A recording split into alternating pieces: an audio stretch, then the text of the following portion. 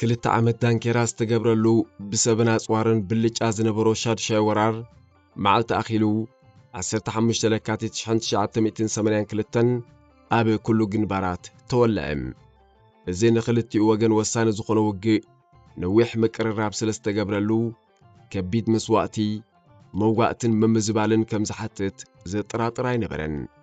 ሻድሻይ ወራር ምስ ተጀመረ ካብ ቦታ ናብ ቦታ ምድፍፋእን ሓጎጽ ጎጽና ኸተለ። ዶሽካ ብባህሪኡ ሰፊሕ ሸፈነ ስለ ዝገብርን ናብ ዝኾነ ቦታ ክተገዓዕዞ ብዙሕ ስለ ዘየሸግርን ጓል ሃብተ እተማእክሎ ዶሽካ ዕለት 15 ኣብ ከባቢ ሕዳይ ካብ ቦታ ናብ ቦታ እናተንቀሳቐሰ ጸላኢ ርእሱ ክቐብርን ንዝሃድ ማርኪቡ ከጠቃዕን ወዓለም። ጸላኢ ብወገን ጸጋም ብናሮ ስለ ዝመጠጠ ጓል ሃብተ ዶሽካ ኻሒስክ ተበገሲ ስለ ዝተባህለት ዕለት 15 ፍርቂ ለይቲ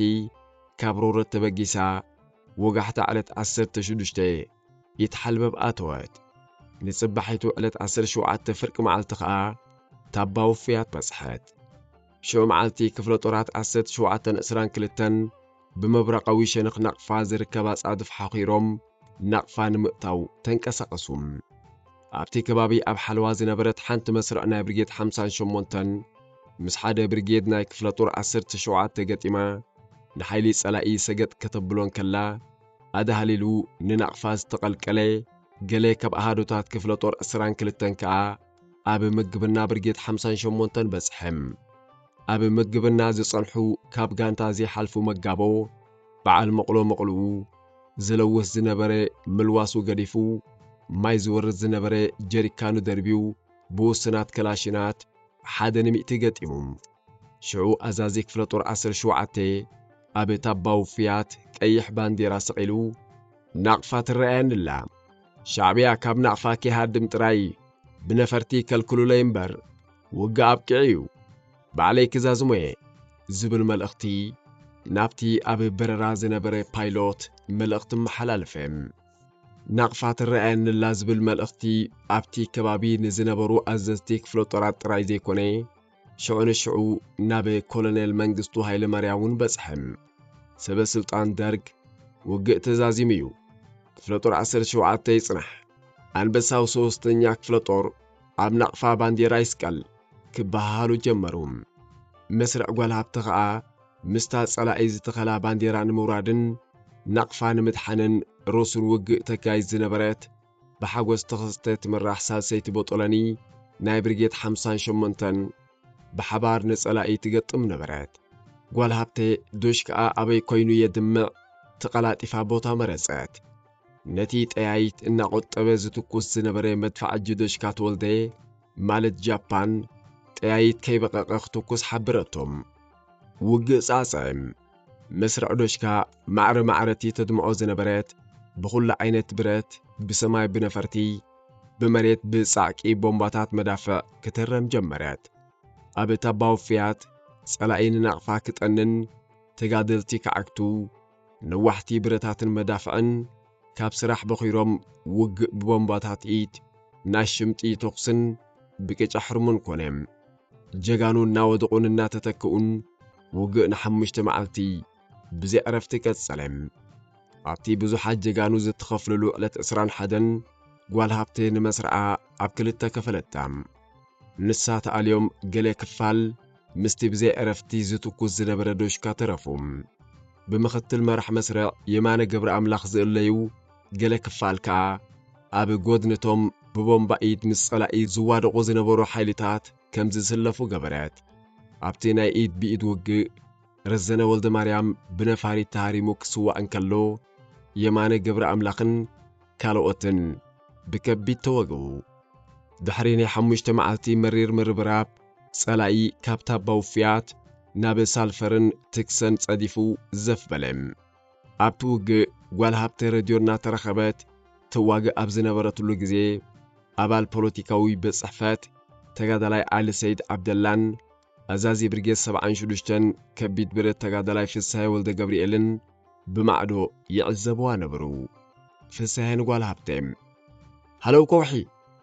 ይሰማዓካ ኣለኹ ሓሪና እቲ ብረት ዝያዳ ምእንቲ ከድምዕ ቀልጢፍኪ نابتحت يا خزلو ترى وريديو زاد معبوتا أنا بقربا زريه زلخو صلاقي بمعبل إنها جمي برت غير هيكلني أوردي عندي خطب بحال زلخي كابز مقيار نزينا ودقننا تنسأن زهجم زلو صلاقي عدل مهابيو قدنا تبل انت داوخين كاخا نايز مسرعن برتن تحتاتي تايكونكن ندجرا ملسات تزازي تورديو كمو أبز بحالولو زنبرو دوشكا أرأس صلاقيو زبنطل زنبرم والهابتي تزاز تبل قال كبيداتا اتدوشكا نابتي زيت تبهل بوتا كقير ممرحة هابت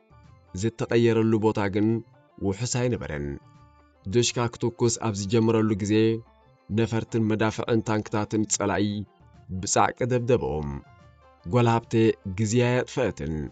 نتي بخلو شنق زهرم زنبر برات بجزاء فقدا نابز نبرو ملساتهم فسهايون نتي كونتات كاتيفو سلستردو بتي والهابتي زوسدتو سقمتي إنات دنقي هلو كوحي بلي أصوار صلاي أبلعلي أي زنب سلز نبري كالتفا أي ملساتن أب مجرشا جن تقبلتهم أحقويس كن اللخي كسل تراي كسلي بلا دوشكا أبوتو تماليسو نتي بمعبل زهاجمن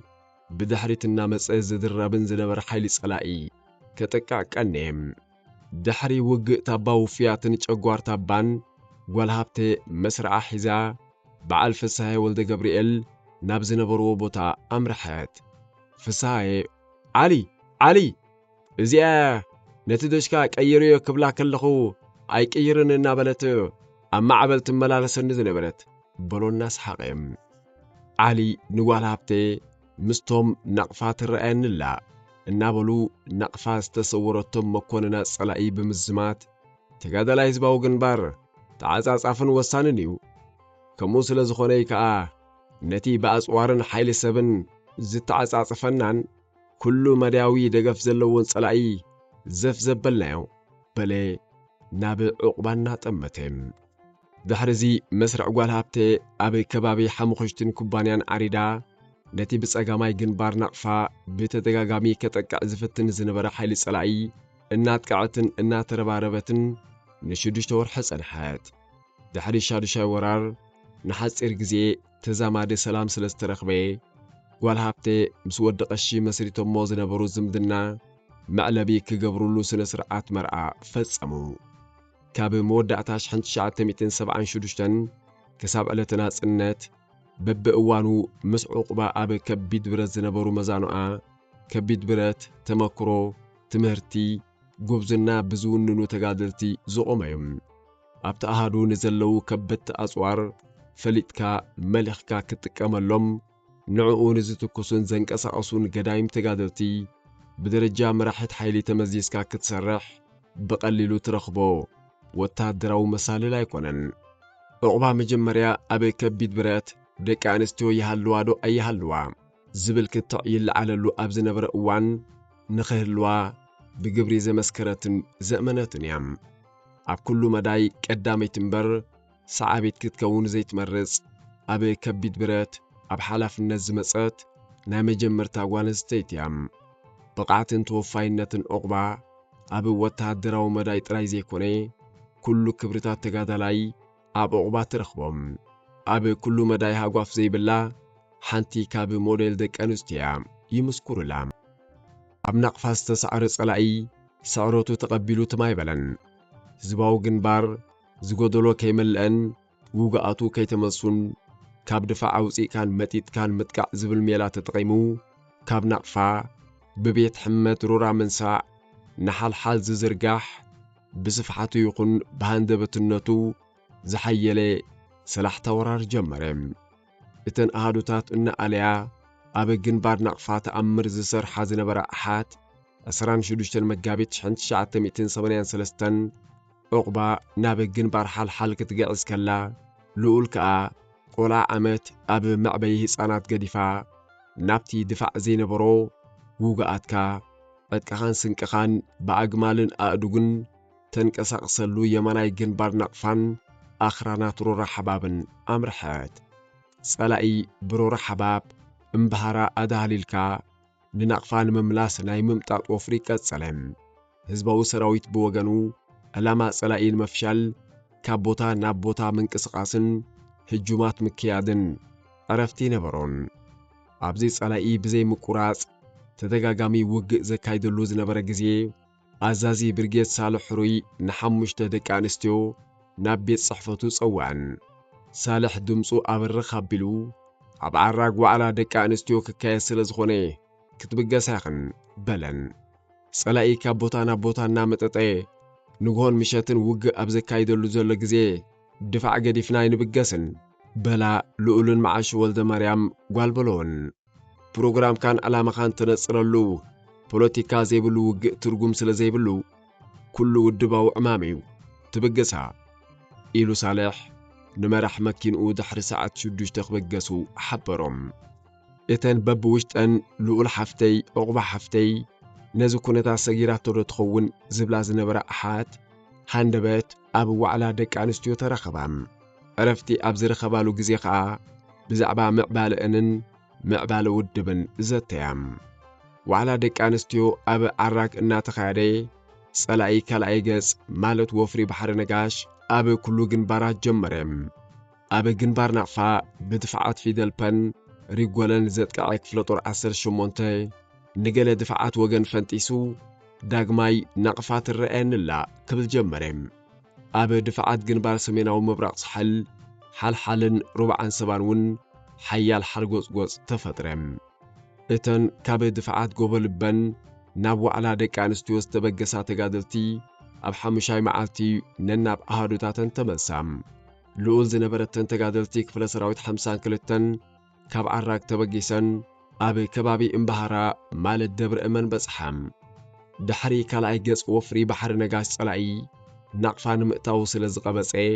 ክሳብ ሩብዓን ሰባት ተዘርጊሑ ንሓይሊ ህዝባዊ ግንባር ክመጦ ጀመረም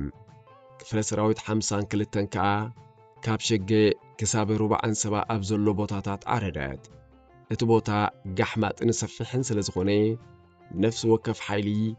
ሰልዩኻ ብምእታውያ ትቆጻጽሮ ዝነበረት ሓደ ንግሆ ጋንታ ልኡል ኣብ እምባሃራ ደብረ እመን ናብ ውሽጢ ጸላኢ ሰልዩኻ ሓዲራ ናብ ድፍዓና ተመሰት ቁም ዝብል ድምፂ ተሰምዐም መራሕ ሓይሊ ሰመረ ባህታን መራሒት ጋንታ ልኡልን እንታይ ንግበር ተባሃሉ ዝኾነ ስጉምቲ ቅድሚ ምውሳዶም ልኡል ጸላኢ ኣበይ ዓሪዱ ከም ዘሎ ንምፍላጥ ክቆጻጸር ናብ ዝኽእል ቦታ ወፂያ ንጸላኢ ተመልከተቶም ወዲ ባህታ ፈንጢስና ንውፃእ ዝብል ሓሳብ ይቕሪቦም ልኡል ግን ኣብ ቅድሚኦም ኣርፒጂታትን ብሬናትን ተጻዊዱ ከም ዘሎ ስለ ዘረጋገጸት ብወገን ምዕራብ ጸዳፍ ቦታ ስለ ዘላ ተበላሒትና በኣ ንውፃእ በለት ወዲ ባህታን ሓደ መራሕ መስርዕን ፈንጢሶም ንምውፃእ ኣብ ዝተበገስሉ ወዲ ባህታ ብጥይት ታሪሙ ተሰወየም ልኡል ዝመርሓት ጋንታ ግን ብምዕራባዊ ወገን ተበላሒታ ወፀት ድሕሪዚ ብኩሉ ወገን ውግእ ጀመረም 4 ታሕሳስ 1985 ልኡል ዝነበረት ሓይሊ ኣብ ከባቢ እምባሃራ ዝነበረ ሓይሊ ጸላኢ ክተጥቅዕ ተበገሰት ጸላኢ ብዝሕን ሓይልን ስለ ዝነበረ ግን ውግእ ቀሊል ኣይነበረን ልኡል ንመድፋዕ ጅብሬን ገሬ ጉልባብ ክገብረሎም ንሳቶም ሓፊሎም ካጅሙ ሓበረቶም ጸላኢ ኣብ ገዛኢ ቦታ ብላዕሊ በዓል ልኡል ብታሕቲ ስለ ዝነበሩ ግን ውግእ ጻዕጻዕም ኣብቲ ናይ ኢድ ብኢድ ውግእ ልኡል ብጾታ ክወጥቁን ክስውኡን ምስ ረኣየት ሬድዮ ምርኻብ ገዲፋ ቦምባ ክድርቢ ሓፍበለት ካብ ጸላኢ ናይ ዝተደርበየ ጅላት ቦምባ ኢድ ኣብ መንበስበስ ተኣሃሪማ ኣውደቐታም ሕውስውስ ምስ ኮነ ናብ ጥቓኣ ዝመጸ ገሬ መድፋዕ ጅብሬን ልኡል ክትኩሳን ዘዳለወታ ቦምባ ካብ ኢዳ ወሲዱ ብቕጽበት ናብ ጸላኢ ደርበያም ካብ ዋዕላ ደቂ ኣንስትዮ ካብ ዓራክ ምስ ልኡል ዝተመሰት ኣባል ሳሰይቲ ቦጦለኒ ኮሚሽነር ጋንታ ዝነበረት መዓሾ ማለት ጓልበሎውን ሽዑ መዓልቲ በጦሎኒኣ ኣብ ዘካየደቶ ውግእ ተሰወት ድሕሪ ጸላኢ ካብ ደብረ እመንን እምባሃራን ተጸርገም ልኡል ተጸይራ ንሕክምና እኳ ተኸደት ብድሕሪኣ ወፍሪ ባሕሪ ነጋሽ ኣይቀጸለን ኣብቃዕም ልኡል ሕክምና ኣብ ዝነበረትሉ እዋን ዓመታይ ሓፍታ ብ5 መስከረም 1981 ኣብ ውግእ ሕትሕት أبي كبابي كرن كمستسوات بعلال فلتات كاب حكمنا نابي بطولني أمس تمسد كعا مرحيت حيلي كم زخونات بالعلوات حلفتي تنقرام لقول مزنة مأكلنة حيلي مستركبات نزل على وتادرة وتمرتي ناب نقفات بقسات عبتي بتقادلاي نقاش تسفاسين مالت شالك آزو وهاب زنبرة تمرتي دحان أكاديمياوي تمرتن نويح وتادراوي تمكرون زنبرم 292 مرحتي بطولنتاتن مرحتي حايلتاتن ديك تبعتيو كساتفو كلو كاب ديك آنستيو لقول هابتن تبلز تولدن مالت قوال طروتا طرايين نيرن أبزيني سلست ورحي نقرص مريت مسكارتان بسولان أواهيتكا كتك أملو زخل وتادراو ساينس لقول ولا قادرجات مرتاح مشاي كفلت تنبري مستون بلوسات كوينا ودأتهم شانت شعات 288 أبتي عبد فعاتنا تقوان اسكات نبرو مأكلاي جنبار كبابي قلت أمنا خرانات رو حبابن لقول زتوهبا مزنة مأكلنة حيلي دعوتو بكسر حلو جمرات انتخوني لتاني شاد شاي جزي أبرئسا زهارة متا سباب اسكجو دحانيها بتان حاندبات كف زان كودقان جمريم ازي كتمخني اللو زي تخل كاب عقمان اللي زخونة كونات كابتن نويح واناز تمكرات اللو نابر حالتات نابر دجان كتملسا قددام أب كفلي هزباو من محدار بحريان قطبان تمدبان ناصر حدكا ناس النتار كبم عقبا أبشانت شعات 283 أبزي تخايدة خليط أبي برقيت 58 أقار كبيت برات أبي حيلي سوسان كلتن مراحت مسرع دوش كخوينا أبي جنبار نقفا حلق السلام كابتي بزوحك إياتات عقبا حانتي بحماق تذكر أبي جنبار حال زقات متفصة من برات أبي مودعتاش حنت شعات 288 أبي جنبار حال وق يكايد أبزنبرو الأوان صلاقي تسعيرو فحفح بلم كابك فلطور 18 تبتاتينو تفيو زقني سراويت موصي كدلي غانتا غولابت دقيساتلو أبزنبرت بوتا هروك بلم فراحي حسكا كم زبحال صلاقي أبلوام دق أسن زنبرت غانتا ببومباتاتن تأيتن تسايلوام غانتا سوقتن وقتن كونات شعو غالهابتي بكبيتوغي أكوان تنبرات عدقاعات إقا روديا العلا إناتن فحاقوت كراخبانا بزخل بوتا ديبا نزقات أمون كونتات نحلف تحبرات سالاكم أوز قبرت كا سلاي أبك بباعتيو ملسا أويا زيبلو ترفهم وقاتن سوقاتن كا بقبوء كمز حكمون زقبرون كونم أبي سرحت فنكل بدرجة مرحيت قانتا خويناك تواقع إن كتواقع إن تحرم صناح سلاقي نودواويت كتما باسع نمملاس ليتن معالتن رسون وق يكايد اللوب زنبر اوان جنبوت شحنت شعات 209 أبي جنبار جندا مرحيت حيلو خونات قوال هابتي نعسرت حموشت عمات كاب عودو وق كي تفليت أبي زازا مكوينات كاب جنبار جندا بما حبار نبيت جرقس ديبا أسران 4 جنبوت شحنت شعات 291 حيلا مريحا أسمر أطوات تزازمين